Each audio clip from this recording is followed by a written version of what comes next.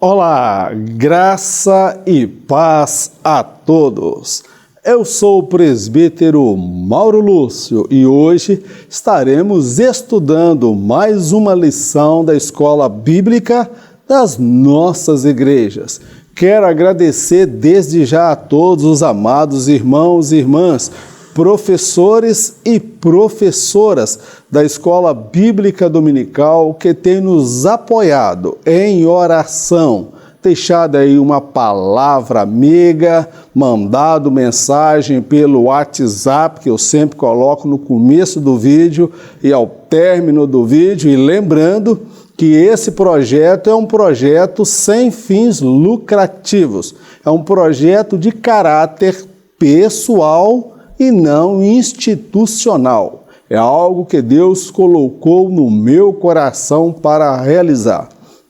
Eu gostaria de contar desde já com a sua ajuda a compartilhar este vídeo. Compartilhe este vídeo. Se você compreende que esse projeto é um projeto de Deus, projeto Auxílio ao Mestre. Amém? Sem tomar muito tempo, vamos então à lição de número 11, Ética Cristã, Vícios e Jogos. Hoje nós estaremos abordando esse assunto, os vícios e os jogos. Ambos escravizam o homem. Pessoas que são dependentes, usuários de droga, nós vamos falar de drogas lícitas, drogas ilícitas, jogos lícitos e jogos ilícitos. Mas esses que são tidos como lícitos, o são sobre a ótica da Constituição aqui da Terra, mas sobre a Constituição que rege a vida do cristão, qual deve ser o posicionamento do cristão? É proibido fazer uma fezinha, jogar uma cena, mega cena, tomar uma cervejinha, daquela então sem álcool, pode beber ou não pode? É isso que nós queremos falar nesta lição. Vamos então ao tópico de número 1 da nossa lição. Vícios, a degradação da vida humana. Nesse primeiro tópico, nós vamos abordar os vícios e mostrando como a vida humana vai se desgastando, vai se desfazendo, vai se degradando, acabando aos poucos com a saúde, com a índole, com a moral, com a capacidade da pessoa tomar decisões de forma ponderada, equilibrada e sábia. Vamos então ao primeiro subtópico da nossa lição. Subtópico de número 1, o pecado do alcoolismo. O álcool é uma droga potencialmente nociva que destrói a saúde, a reputação e ceifa milhões de vidas a cada ano. Trata-se de uma questão moral, social, espiritual, psicológica e econômica. As mortes no trânsito causadas pelo álcool vêm aumentando ano após ano e, com raras exceções, os assassinos são condenados pela justiça. Os jovens são os mais suscetíveis ao alcoolismo. Nesse tópico nós vamos falar sobre, nesse subtópico de número 1, nós vamos falar o alcoolismo enquanto pecado. O alcoolismo, ele se configura um pecado porque a pessoa está escrava do álcool. Uma coisa é aquela pessoa que, num termo bem popular, uma pessoa descrente, que bebe socialmente. Não, eu só bebo socialmente. Eu conheço pessoas assim, que bebe talvez numa festa de um casamento, numa festa da família, e ele não é dominado pelo álcool, mas não justifica o cristão o crente em Jesus Cristo, batizado com o Espírito Santo, viver dependente do álcool.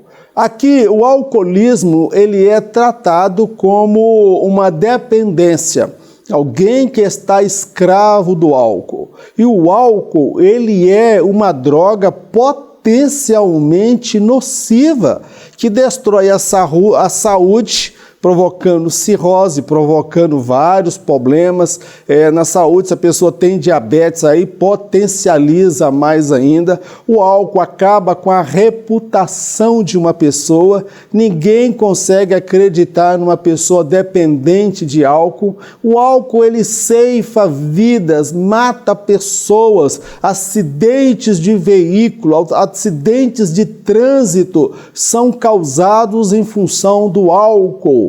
Milhares e milhares de pessoas morrem no Brasil e no mundo, porque quando pega-se as estatísticas no mundo, percebe que milhões de pessoas morrem em função do álcool. E os crimes cometidos por alguém que está sob o efeito do álcool, a pessoa perde, de certa forma, a consciência, a noção. E não se trata apenas de uma questão moral, quando fala do álcool. É também uma questão social, porque isso vai trazer implicações sobre a sociedade. É uma questão sociológica, a questão do álcool na sociedade. É também uma questão espiritual.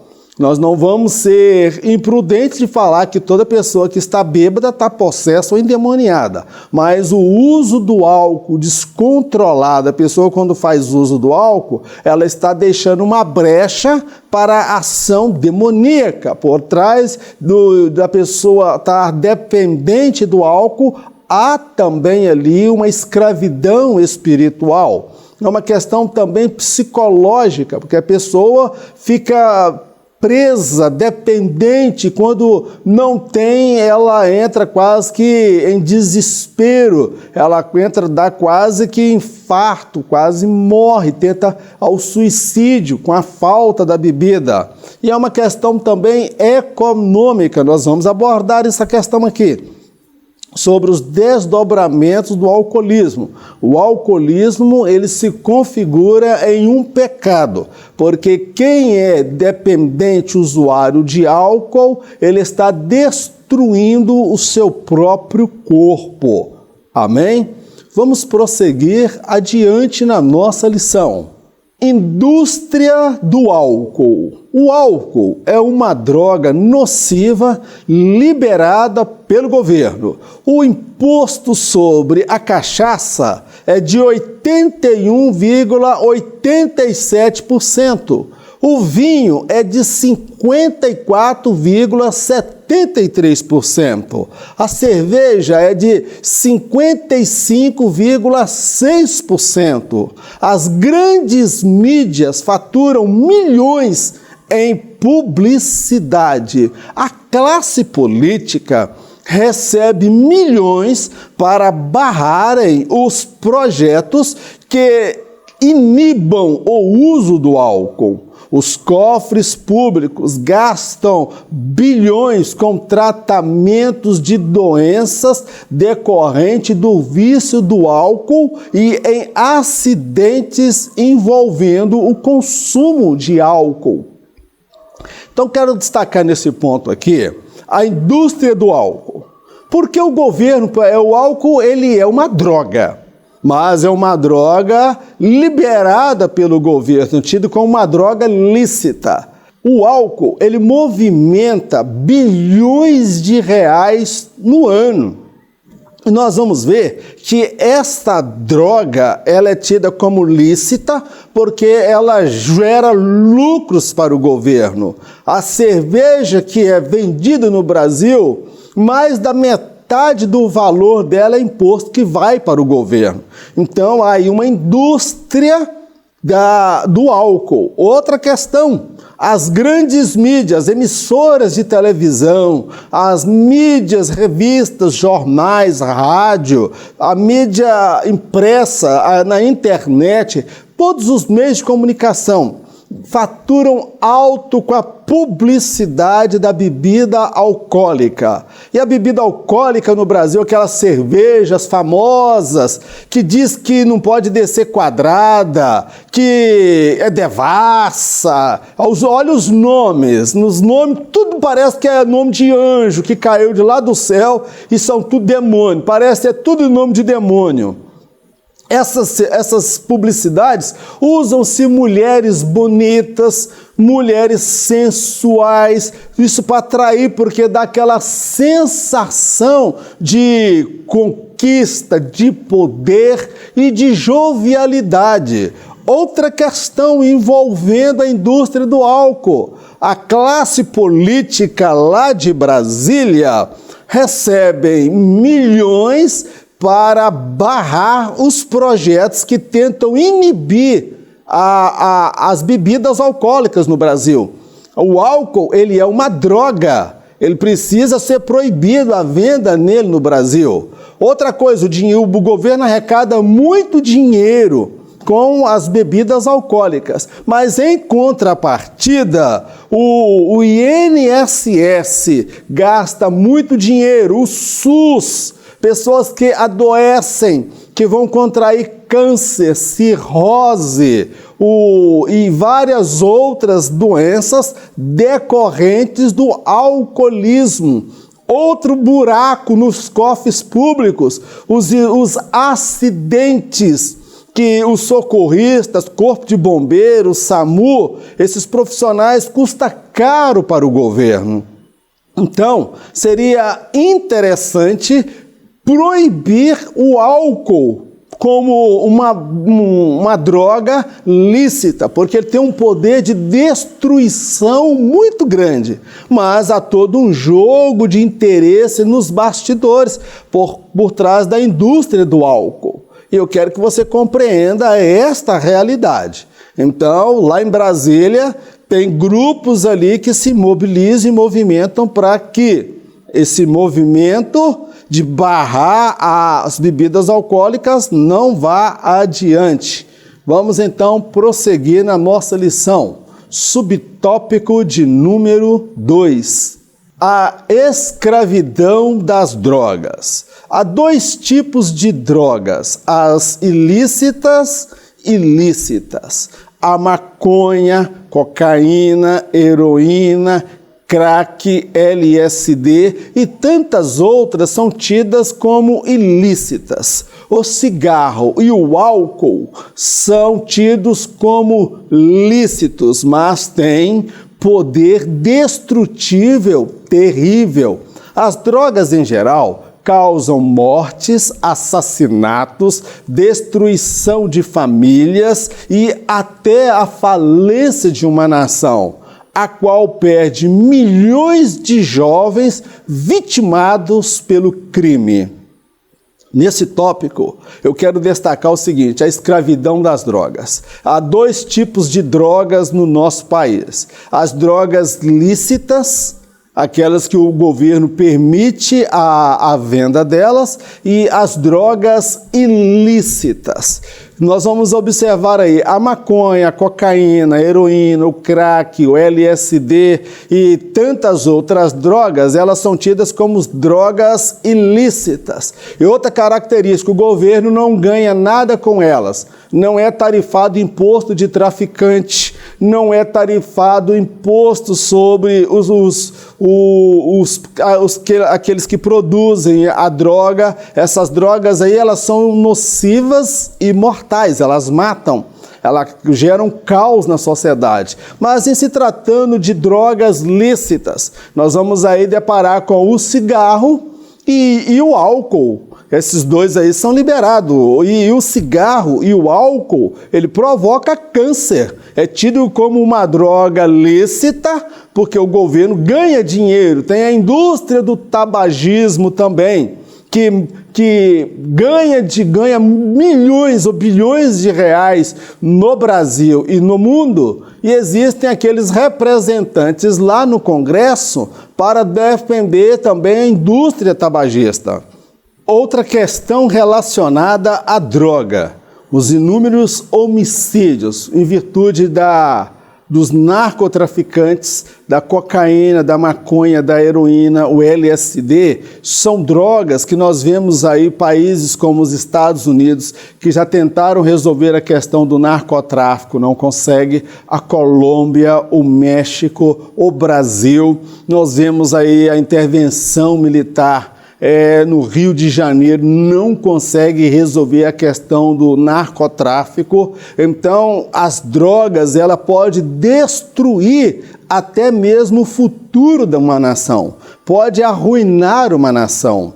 E observa uma coisa, as maiores vítimas das drogas são justamente os jovens, a mão de obra produtora, a mão de obra que poderia estar trabalhando, produzindo. O país vai envelhecendo e nós vamos vendo consequências na aposentadoria, porque as pessoas estão envelhecendo e, em contrapartida, a mão de obra não está como era antes, porque muitos jovens estão morrendo no narcotráfico, no acidente, mortes em acidente de veículos, sob efeito de álcool, sob efeito de droga, casamentos, famílias desfeitas por causa das drogas. Então nós observamos que a droga, ela é uma escravidão.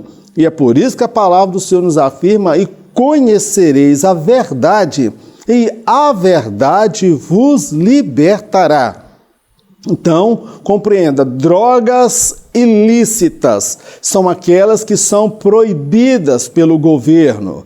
Drogas lícitas são aquelas que são boas? Não são boas não. São aquelas que são consentidas pelo governo. Mas há por trás destas drogas lícitas toda uma indústria. A indústria do álcool, como eu já falei, e a indústria do tabaco, que geram bilhões de reais, mas em contrapartida geram milhões de mortes ao redor do mundo. Então eu pergunto para você, você que serve a Deus, qual é a lei, qual é a Constituição suprema sobre a sua vida? É a Constituição vinda de Brasília ou é a Constituição estabelecida na palavra de Deus? Paulo, ele disse, olha, todas as coisas são lícitas, mas nem todas me convêm. Todas as coisas são lícitas, mas eu não me deixarei levar por nenhuma delas. Meu querido, vamos falar a verdade? Esse negócio de cerveja, não, eu só bebo socialmente. Meu querido, isso daí é vício do mesmo jeito, meu irmão. Nós que servimos a Deus, as coisas antigas, quem nasceu de novo, as coisas velhas passaram, tudo se fez novo, meu amado. Não vem com esse negócio de cerveja sem álcool, com essa desculpa esfarrapada, não. Pesquisas mostram que ninguém começa direto no crack, na cocaína. A pessoa começa primeiro com uma cerveja, com a bebida alcoólica, depois ele vai conhecer aí um cigarrinho de maconha, que quem vive nesse mundo fala que é o mais fraco, depois ele vai querer experimentar uma cocaína, aí o dinheiro não vai dele, vai querer experimentar o crack, aí ele vira um escravo do diabo. Por trás de tudo isso existe uma força maligna. É uma questão sociológica, mas ela é também uma questão espiritual. Então, meu querido, precisamos estar atentos e apercebidos. Não é porque o cigarro é permitido, a cerveja e a bebida alcoólica é permitida por Brasília, que eu vou seguir as diretrizes de Brasília. Eu vou seguir as diretrizes do reino de Deus. Amém? Vamos prosseguir na nossa lição. Vícios na casa do Senhor. Há no segmento gospel vários vícios nocivos que conduzem à morte física e espiritual, a saber, o vício pelo poder por parte das grandes lideranças, o vício pelo sucesso que ocorre entre aqueles que buscam sua própria glória e não a do Senhor Jesus, o vício da passividade por parte da membresia que assiste de camarote, o altar do Senhor sendo profanado por homens avarentos, imorais e pervertidos. Você achou que eu não ia falar sobre isso, não? Fala a verdade. Que os vícios só estão lá fora. Que dentro da casa de Deus não existe vício. Existe o vício pelo poder, ou a idolatria pelo poder. Aqueles que são grandes líderes aí, que têm o vício pelo poder. Eles estão escravos do poder, do seu eu, do seu ego, de poder mambar, de se sentirem os donos da igreja, os donos da verdade, que são eles os ungidos de Deus. Outro vício, o vício pela fama, o vício pelo sucesso. Que é isso? São aqueles que pregam, que cantam, não é para a glória de Jesus, não, meu querido. É para a glória de si mesmo, para serem vistos, para serem aplaudidos, para ganhar dinheiro, para ter uma vida mais abastada, uma vida mais cercada de luxo. Nós vemos esse vício aí na casa de Deus. Outro vício, o vício da membresia, que é a passividade. E se Jesus estivesse nos nossos dias, ele falaria desse vício da passividade, os membros que vê tudo isso. Pastor que não é pastor, coisa nenhuma. Cantor que não é cantor, coisa nenhuma. Líder que não tem moral nenhuma, é ganancioso, que vive ali brigando, tentando manter o seu poder. Nós vemos vícios na casa de Deus. E o pior de todos esses aí, para mim, é o vício da membresia. Porque os membros ficam aí passivos, ninguém fala nada, ninguém se levanta, abaixa a cabeça e aceita tudo calado, porque é o ungido do Senhor. O cantor é um cantor renomado no Brasil. Meu irmão, nós precisamos dar um basta nesse lixo que estão profanando o altar de Deus. E nós pagamos, patrocinamos o salário, as mordomias e a vida boa dessas pessoas. Precisamos acabar com esses vícios na casa do Senhor. Amém, meu querido? Vamos prosseguir na nossa lição. Tópico 2. Jogos de azar. Uma armadilha para a família. Nesse tópico, nós iremos falar sobre alguns jogos que são verdadeira armadilha, laço e destruição para muitas famílias. É aqueles jogos que começam primeiro de brincadeira, de lazer, por prazer, e depois acabam se configurando na destruição da família, a destruição do casamento. Parece ser uma coisa inofensiva, mas depois aquilo se torna um monstro, destruindo vidas, moral, patrimônios e a dignidade humana e a destruição de famílias. Vamos lá?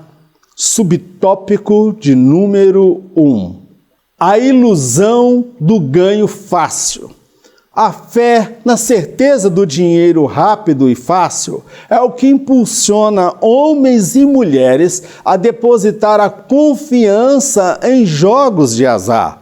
O desejo de possuir bens e riquezas é legítimo. Todos devem sonhar com um futuro melhor, mas que seja por intermédio do trabalho honesto e da fé genuína em Deus. Satanás propôs para Jesus um caminho sem dor e sem sacrifício. Observe uma coisa, tem gente que põe fé em tanta coisa, tem gente que põe fé na Mega Sena, na loteria, tem gente que põe fé no jogo do bicho, tem gente que põe fé em tudo quanto é tipo de jogo de azar. Sabe por que é colocado como jogo de azar? Que para ter uma pessoa que ganha, tem que ter milhares ou milhões de azarões. Só vai levar um. E aquele que vai levar, ele não vai levar todo o montante do dinheiro que foi arrecadado, não, meu querido. ele vai levar uma parcela do que foi arrecadado, porque a parte maior mesmo do bolo vai ficar com aqueles que promovem o jogo. Aí eu observo que o que leva essas pessoas a praticar, se envolver com jogos de azar, é o desejo, meu amado, e a fé de que vão conseguir dinheiro rápido e fácil, sem suor, sem trabalho, sem dificuldade. E tem uns ainda que são cara de pau, que compra o bilhete da Mega Sena e falta pouco levar no ciclo de oração e pedir para as irmãs, ora para Jesus me dar vitória. Se eu ganhar a Mega Sena de 200 milhões que está dando aí, eu vou abençoar a igreja, eu vou dar o meu dízimo desta bênção que Deus me dá. Meu irmão, tem gente que não dá dízimo de salário mínimo. Você acha que ele vai dar dízimo de 250 milhões de um prêmio que ele ganhar na loteria, na Sena, Mega Sena? Observa, não é pecado você desejar ter riqueza, ter uma vida próspera. Isso aí, meu querido, é bênção, é um desejo legítimo. Agora a questão é, você não vai ficar dependendo da sorte. Ó, Deus me dá uma boa sorte. Deus vai te dar uma boa sorte, passa pela faculdade, passa pelo estudo, passa pela qualificação profissional, passa pela enxada, passa pela vassoura, lavando o prato, faz algum tipo de trabalho, meu querido, para Deus te prosperar. Mas tem gente que junta uns trocados ou pega o salário, faz aquele bolão na empresa e depois vai orar pedindo a Deus para Deus abençoar. Como é que Deus vai abençoar um e vai deixar milhões de azarões para trás? Você vai acreditar no governo, que esse governo você pode acreditar nele de olho fechado. Você vai acreditar? Meu irmão, tem gente que acredita em tudo, mas não consegue depositar uma fé genuína em Deus. Subtópico de número 2. Os males dos jogos na família. O viciado em jogos de azar se aventura nas várias modalidades clandestinas que operam no país. Em alguns casos extremos, toda a família corre o risco de perder a própria casa para o agiota, milícias, bandidos e criminosos ligados com o jogo do bicho. Em outras situações, o aposentado contrai dívidas no empréstimo consignado para pagar a banca de apostas. Há um submundo do crime ligado aos jogos de azar, cujos cabeças nem sempre são os pobres e favelados, mas as pessoas ricas e políticos corruptos. Olha o perigo para a família. A pessoa começa a enveredar pelo caminho dos jogos de azar. Vai no jogo do bicho, cassino, Sena, Mega Sena e tantos outros tipos de jogos que existem aí, que não são oficializados pelo governo, são jogos ilícitos. Tem as drogas lícitas e tem os jogos de azar lícito, que é a lotérica aí pela Caixa Econômica Federal, que é o jogo dos trouxas, dos otários, daqueles que não compreendem que estão sendo roubados de uma forma mais velada. Existem aqueles outros jogos que não têm aprovação do governo, o jogo do bicho, cassino. O que acontece, o perigo para a família? É o pai ou a mãe que, para ganhar ali, participar de uma rodada com que ele tem possibilidade de ganhar rios de dinheiro, que deixa ele ganhar uma primeira vez, deixa ele ganhar uma segunda vez, deixa ele ganhar uma terceira vez. Quando ele tem aquela sensação que ele pode ganhar uns 50, 80, 100 mil reais, o que seria para muitos quase que 10 anos de trabalho no sol quente. Ele coloca agora a escritura da casa como uma pólice de seguro. Se eu não conseguir pagar, você pode tomar a minha casa. Aí o miserável vai e perde. E agora vai lá o agiota, vai lá o traficante, porque esses grupos estão ligados a bandidos, criminosos, milícias. Então existe todo mundo aí, meu querido, do poder paralelo, envolvido com essas jogatinas. E pessoas idosas, aposentadas, acabam contraindo também empréstimos e mais empréstimos consignados que vão ser descontados na folha salarial para poder pagar a dívida lá do jogo do bicho, porque se não pagar, o bandido vai lá e mata, o agiota vai tomar o bem, vai tomar a casa, são várias situações. Isso se configura um perigo para a família. Outro sim. Aí você pensa, não, o jogo do bicho é só lá o pobre, o favelado. Não, meu querido, tem muita gente com mansões aí de luxo, de cobertura, de 3 pavimentos para frente da praia, que comanda o jogo do bicho, que comanda cassino, jogos de azar. Então, meu querido, vamos tomar cuidado, ficar atentos, que Deus guarde a nossa casa e a nossa família. Vamos prosseguir na nossa lição. Subtópico de número 3, as consequências para a saúde. Os vícios em jogos de azar e também os vícios em drogas lícitas ou não desencadeiam uma série de doenças físicas e psíquicas nos usuários. A Organização Mundial da Saúde reconhece que tais práticas são doenças. Em estado de total abstinência, 80% dos usuários ou jogadores manifestam tendências à depressão e inclinação a práticas do suicídio. Um abismo chama outro abismo. É fácil entrar e difícil de sair. Meu amado, o jogo de azar, os vícios, todo vício, a pessoa que é viciado em jogos de azar ou em qualquer outra droga, seja ela lícita ou ilícita, ele é um escravo.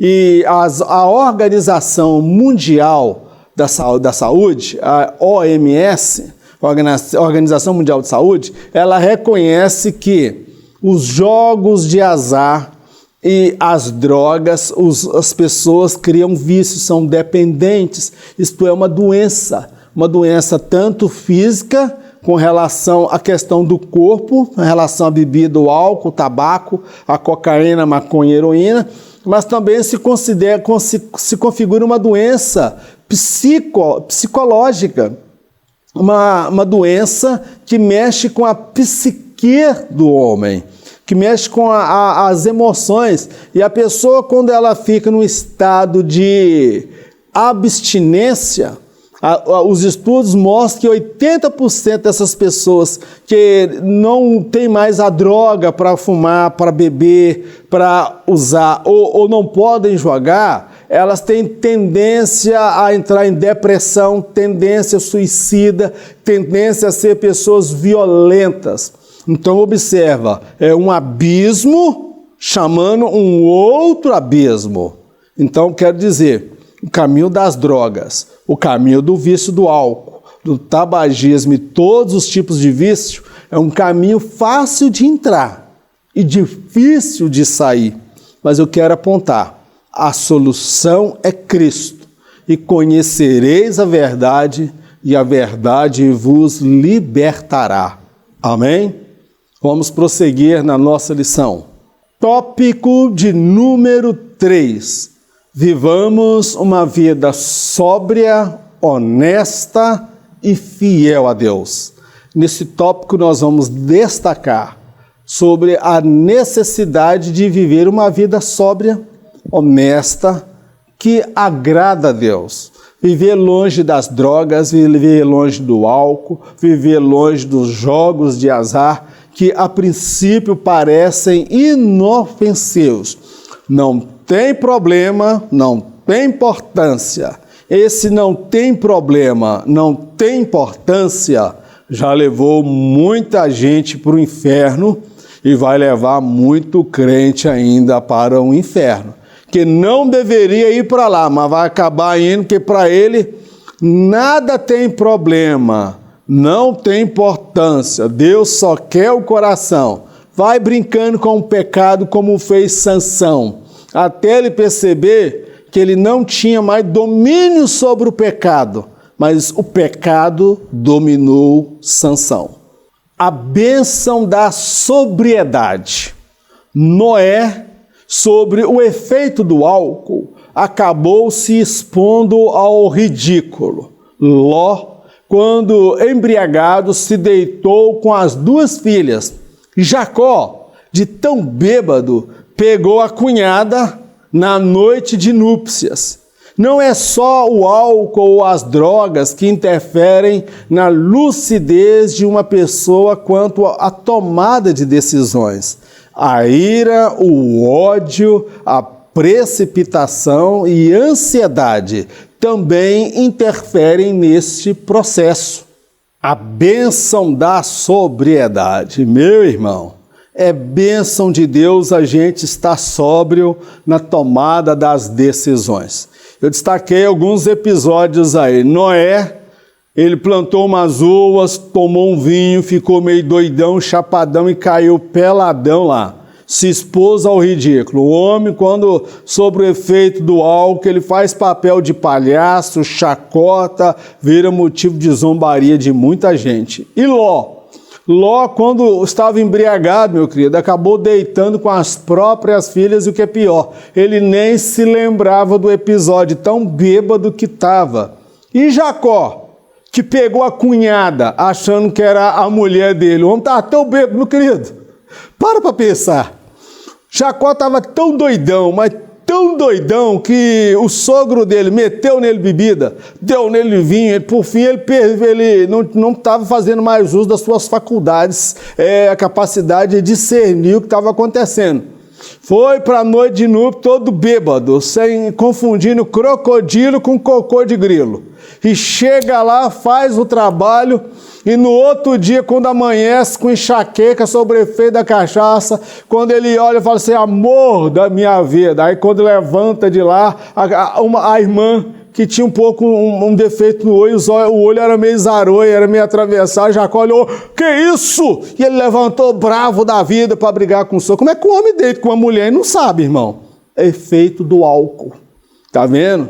A Bíblia fala de vícios, meu querido, pessoas que fizeram besteira sobre o efeito do álcool.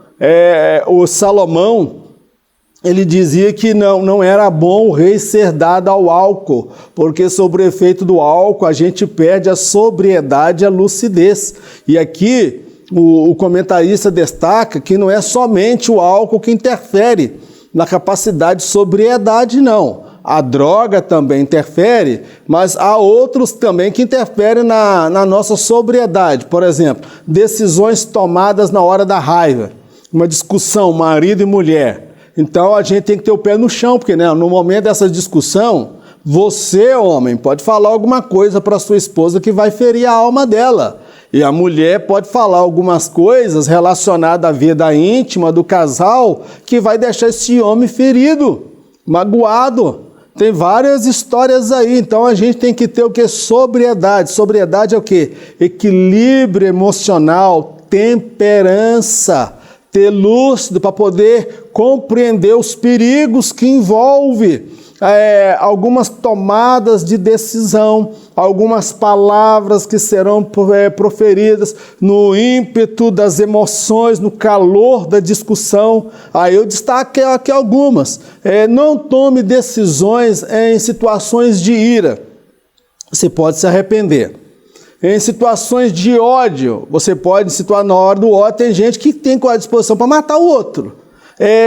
Na precipitação, pessoa que vê uma cena, vê a tromba do elefante e já deduz que é uma cobra, que é uma anaconda que está ali. Não, é um elefante. Pessoas que têm precipitação, semelhante àquele rapaz, servo do profeta, que acordou de manhã cedo e viu um exército poderoso. Meu pai, nós estamos no sal, acabou com tudo agora, não tem mais jeito, nós estamos perdidos. Aí o profeta orou, Deus, abre os olhos do teu servo para que ele veja. Mandou ele voltar lá. Ele voltou uma segunda vez e o que ele viu? O exército inimigo continuava lá. Mas agora ele conseguiu ver o quê, meu querido? Ele viu o exército de Deus que estava naquela ocasião. A única diferença é que na primeira vez ele não viu, na segunda ele viu. E eu não preciso. Irmão, eu estou vendo um anjo de Deus do seu lado. Meu irmão, eu sei que o anjo de Deus está do meu lado. Irmão, estou vendo o Senhor entrando aqui na igreja. Aí, irmão, oh Jesus, oh glória, aleluia. Meu irmão, eu não preciso, a igreja não precisa dessas meninices não, meu irmão. Deus está dentro da igreja. O anjo do Senhor acampa ao redor daqueles que o temem. Então a gente tem que tomar cuidado com a precipitação, tirar conclusão precipitada. Quando vê uma situação na igreja, alguém na rua, a gente já chega caluniando, difamando. A ansiedade também, ela é um dos fatores que geram a falta de sobriedade, porque na ansiedade, no desespero, se acaba tomando decisão também equivocada. Então a gente precisa pedir a Deus que Ele nos dê sobriedade, lucidez. O álcool interfere na lucidez, na sobriedade, na tomada de decisões. A precipitação, Josué foi fazer aliança com aquele povo que enganou Josué. Abraão se precipitou também quando Sara fez para ele uma proposta. Poderíamos falar de várias situações aqui, na relação marido e mulher. Nas relações de casamento, a gente precisa tomar muito cuidado, porque na hora do calor das emoções, com falta de temperança e sobriedade, a gente pode acabar ferindo a pessoa que a gente ama, e aquela ferida perdurar anos e anos para ser tratada. Amém? Vamos prosseguir na nossa lição.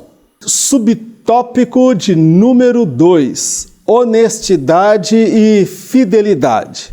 Não se deve construir um patrimônio às custas da miséria alheia. Aqueles que promovem os jogos de azar são exploradores e oportunistas. De igual modo, são aqueles que praticam a agiotagem, se apropriam de bens e imóveis dos mais simples e desamparados, os quais não conseguem pagar os juros abusivos. Então, meu querido, vamos viver uma vida honesta, uma vida de fidelidade. Aí eu destaco aqui duas situações. Primeiro, aqueles que promovem jogos de azar, a pirâmide, rifas, bingos, gente que sempre procura um jeito de tirar vantagem do outro. Então, aí nós vamos ter o agiota. O que é o agiota? É aquele que tem um dinheiro guardado, por várias razões. Ele é uma pessoa talvez mais controlada, ou pão duro, ele guardou, é avarento, tem amor a dinheiro, e o irmão está lá precisando do dinheiro para pagar a faculdade do filho, para pagar uma água, uma luz, para comprar um carro, para trabalhar, para comprar um imóvel, sei lá, ele precisa de um dinheiro. Ele não consegue esse crédito no banco, porque ele não tem empresa. Aí tem o irmão da igreja que tem uma quantia, ele é um pouco mais abastado, ele vai emprestar aquele dinheiro para o irmão, mas com um juro que parece que o irmão pegou o dinheiro com o diabo. Não foi o irmão que emprestou ele, não. Foi o diabo que parece que emprestou. Porque essa pessoa que emprestou é agiota. Irmão, eu não entro na minha cabeça esse negócio de crente ser agiota. Crente emprestar dinheiro com usura. A Bíblia condena esse negócio, meu irmão. Se você tem, glória a Deus que Deus te deu, mas se você quer ajudar alguém, abençoa, mas não vá se valer da miséria, da dificuldade do outro, que nós vimos no Brasil aí, meu querido, no decorrer da semana anterior, com a paralisação dos caminhoneiros, postos de gasolina, colocando gasolina a R$10, batata, o saco de batata chegou a R$400, aí nós vemos aí um bando de oportunistas, desonestos, e infelizmente tem um bocado de crente no meio desse negócio. É crente, mas não é salvo. porque quem é salvo mesmo tem caráter, ele não toma essas atitudes, essas decisões, porque Deus tem misericórdia da nossa vida. Agiotagem, tirar vantagem do outro, jogos de azar, meu irmão, jogo do bicho, não, Deus vai me abençoar, trabalho no jogo do bicho e diz que Deus está abençoando. Meu irmão, que Deus te deu uma outra fonte de renda, mais digna para você trabalhar, meu irmão. Essa fonte de trabalho sua aí, ela está levando muita gente para o buraco. O agiota, quando a pessoa não pode pagar, ele vai lá, toma o carro, toma a casa, toma o bem, toma tudo que a pessoa tem, meu querido. E se a pessoa não paga, aí ele faz uso de pistoleiros, de milicianos, de traficantes que têm disposição para ir lá mandar sair da casa sobre a ameaça de matar. Então, meu querido, cuidado, não entre por esse caminho, não pegue dinheiro com agiota, contente-se com aquilo que você tem e seja fiel a Deus no seu dízimo, na sua oferta. E espere em Deus que Ele pode mudar a história da sua vida e te proporcionar dias de prosperidade e abundância. Amém? Mas para isso você não precisa puxar o tapete de ninguém e dar desperto para cima de ninguém. Vamos prosseguir na nossa lição que já estamos encerrando.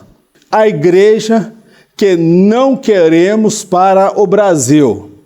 Muitos irmãos na fé que são caminhoneiros, os quais são dizimistas na casa do Senhor, sequer foram ouvidos nos púlpitos de nossas igrejas, ou tão pouco amparados por elas.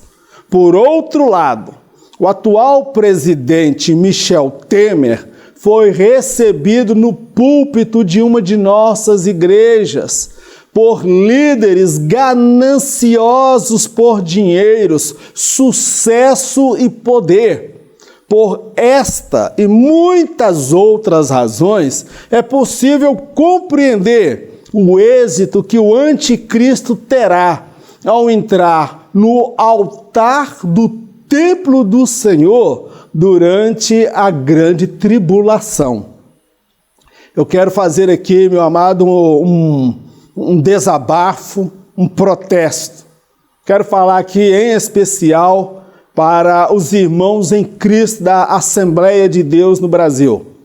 Eu, particularmente, tem hora que a gente tem vergonha de dizer que é crente e principalmente pertencente a essa instituição que eu tanto amo.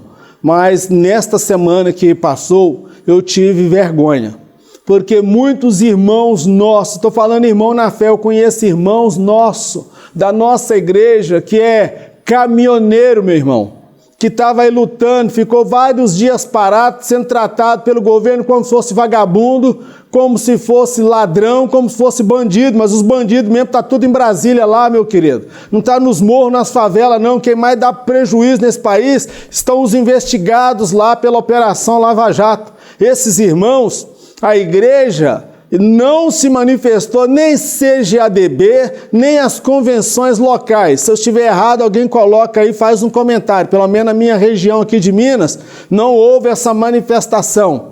Esses irmãos crentes não tiveram a oportunidade de ir nos púlpitos das nossas igrejas trazer o relato das dificuldades que eles estavam enfrentando. Eles não tiveram oportunidade nos púlpitos das igrejas. E eles são dizimistas na nossa igreja. As irmãs, as esposas deles, muitas delas são dirigentes do círculo de oração. Muitas delas são membros da igreja, os filhos de caminhoneiro que estão dentro da nossa igreja, Assembleia de Deus. Aí, o que a Assembleia de Deus faz? O atual presidente Michel Temer, que está sendo investigado por roubo, por favorecimento, por desvio, por um monte de lixo que está acontecendo nessa política. O Michel Temer, o presidente, está envolvido. Ele que veio chamando os caminhoneiros de bandido, vagabundo, de gente que não queria trabalhar e paralisando o Brasil. Aí pega o senhor Michel Temer e coloca o Temer em um dos templos da Assembleia de Deus. Aí só porque ele fala, graças a Deus, Deus deu vitória, irmão, a Bíblia fala que o diabo também fala o nome de Deus. O diabo também, eles creem que Deus existe. Tiago fala, você crê que Deus existe? Faz bem, porque os diabos também creem e estremecem.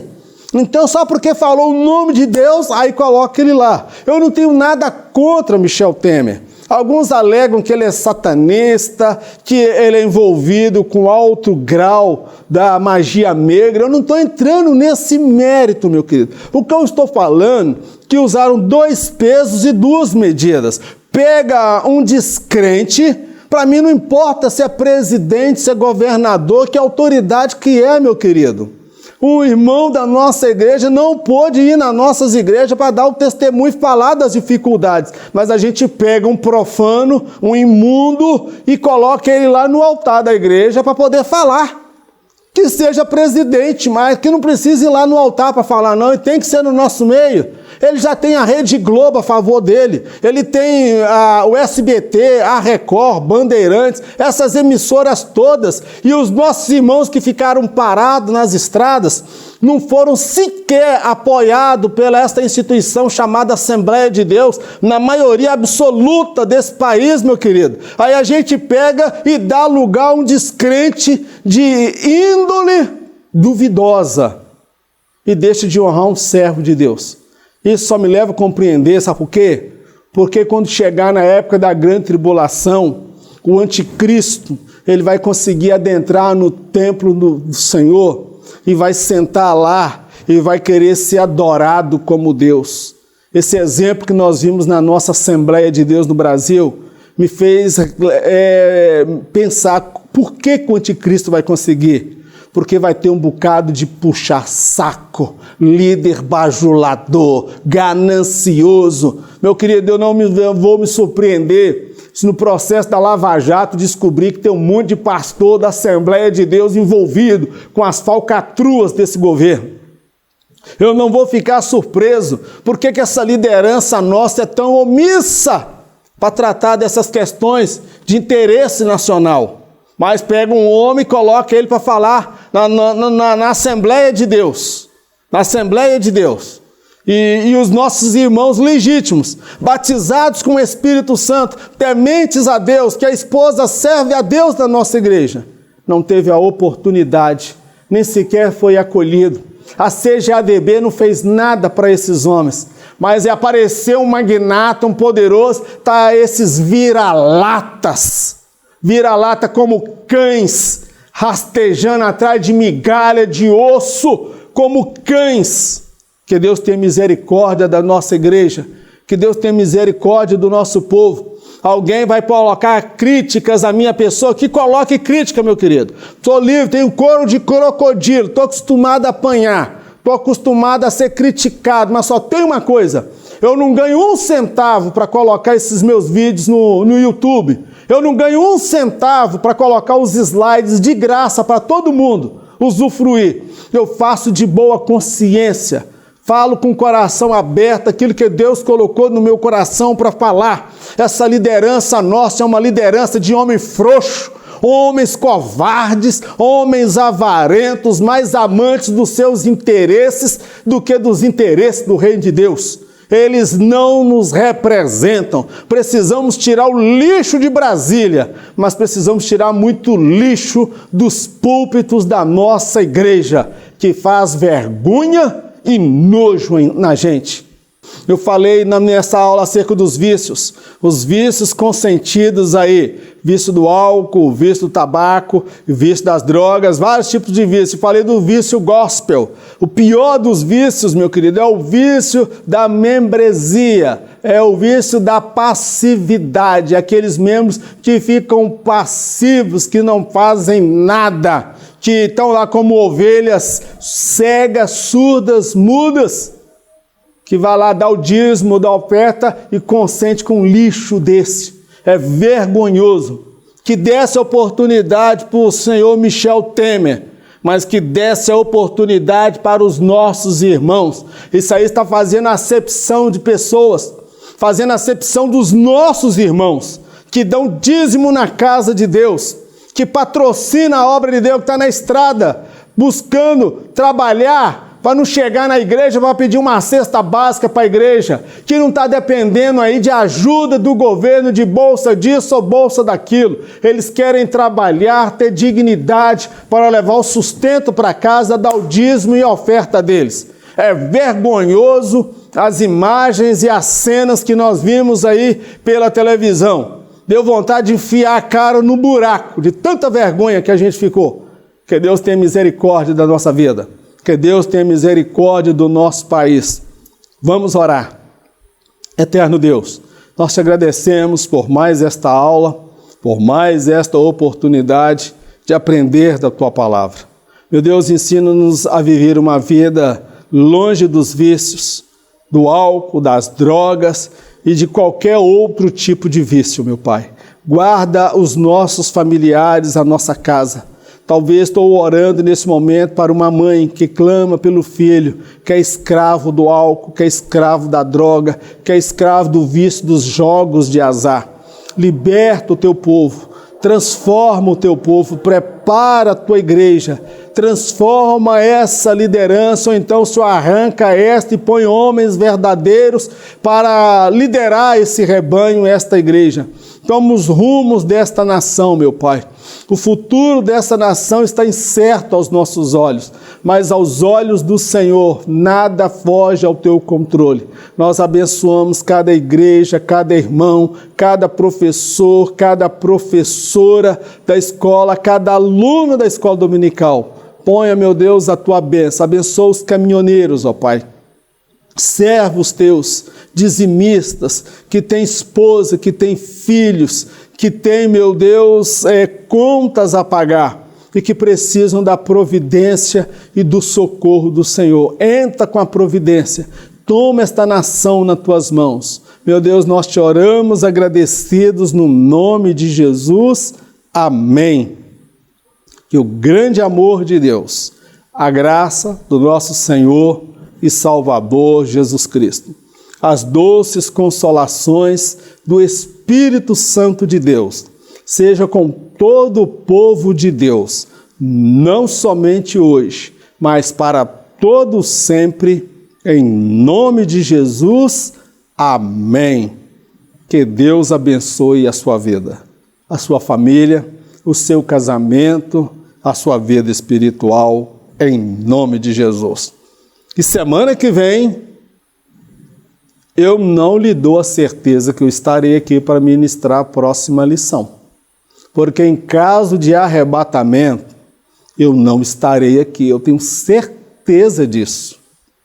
Mas também tenho a certeza que você também não estará aqui, porque nós seremos arrebatados pelo Senhor e encontraremos com Ele por sobre as nuvens. Amém? Glórias a Deus. Deus te abençoe em nome de Jesus. Fique na paz.